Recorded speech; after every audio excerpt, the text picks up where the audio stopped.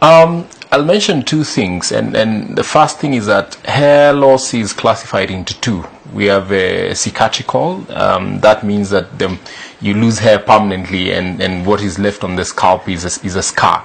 And then we have non-cicatrical forms of hair loss.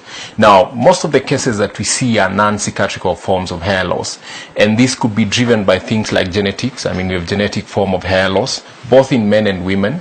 It doesn't mean that your hormone levels have to have an imbalance for you to lose hair in a genetic manner. No. And again, we see, mostly in women, we're seeing a lot of traction alopecia, and this is the most commonest form of hair loss with African women. Reason being that we tend to pull our hair a lot with many different styling styles that we do. I mean, the weaves, the wigs that women do in the salons, the braiding, and even the ponytails, controls.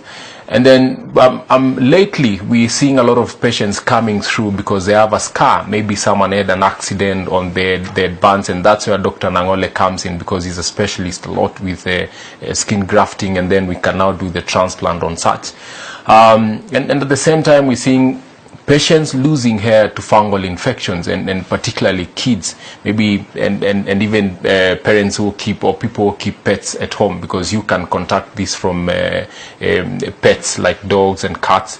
And again, this is a very contagious condition, that if your kids are sharing combs in school or in the salon you share combs, then this can be transmitted.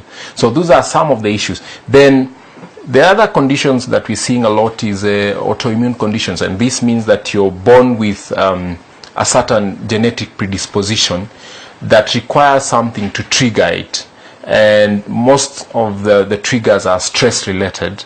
And when I say stress, it could be psychological or physiological stress.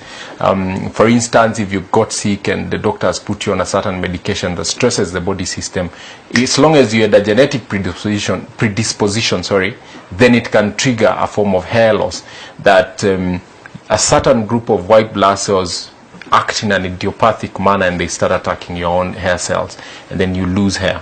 So there are quite a number of forms of hair loss that we see, and every hair loss and its manifestation is what determines what therapy then do we give to the patient.